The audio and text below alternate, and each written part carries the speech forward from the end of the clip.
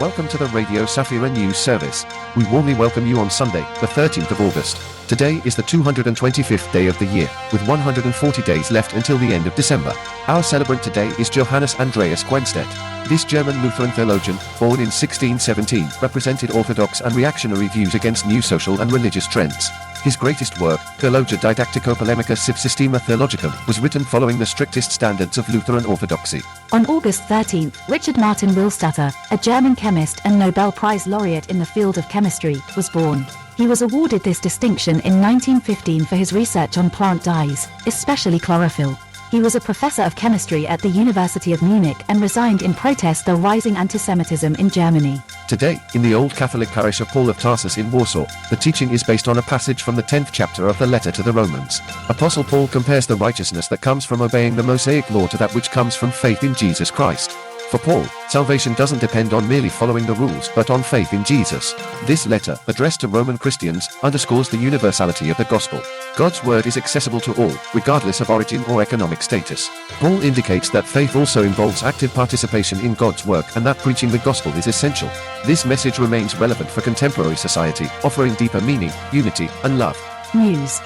In the Gniezno Cathedral, an exhibition titled Man and Faith, showcasing works from a community of the same name, has been inaugurated. The exhibition has an evangelistic character, and it was opened by Father Zbigniew Przybylski with greetings from the Primate of Poland.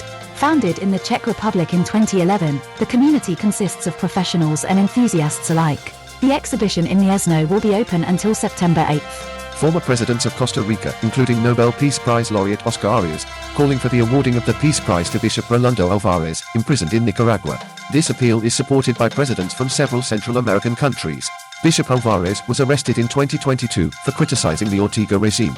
Relations between the church and the Nicaraguan government have been tensing since 2018. In 2022, 35.5 million copies of the Bible were distributed, a growth of 3 million from the previous year. This was reported by the German Bible Society, referencing data from the World Federation of Bible Societies. In 2019, a record 40 million copies were distributed. In 2022, digital editions of the Bible accounted for 28%. The most copies in 2022 were distributed in Brazil, the USA, and India. The most popular languages of print are Spanish, English, and Portuguese.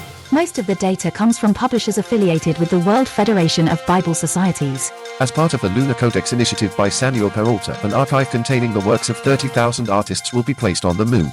The aim is to showcase the human spirit creating beauty in the face of challenges. The works will be sent on space missions, with the first one planned for this autumn. In this year's edition of the International iPhone Photography Awards, Polish participant Bita Kroika won third place in the travel category for her photo, Devil's Desert, depicting an Argentinian landscape. The competition, active since 2008, highlights photos taken with iPhones or iPads. Kroika's success emphasizes that the quality of a photograph depends on the photographer's talent, not just the equipment used. 24-year-old graduate June Tobes chose to live in a care home, deeply affecting both his life and the residents. Although many suffer from dementia, Tobes sees more in them than just their ailment. With prior experience caring for his great-grandmother with Alzheimer's, he realized the importance of human dignity in institutional care. He introduced various activities to improve the care home's atmosphere and wrote a book. He also visited 11 countries to study the global approach to dementia care. His message underscores the importance of freedom, friendship, and a humane perspective on those affected by the disease. In biblical tradition, the serpent tempted Eve with fruit, promising divinity. Even though Adam and Eve were made in the image of God, they were deceived by a vision of greater perfection. Modern technologies like Google and Alexa or ChatGPT offer people almost godlike abilities, but they might also separate us from the true image of God within us. The digital era brings both benefits and challenges for human spirituality, raising the question of how to use technology responsibly. This concludes the Sunday news service on Safira FM. Catholics, Protestants, and Orthodox together. May God bless us all.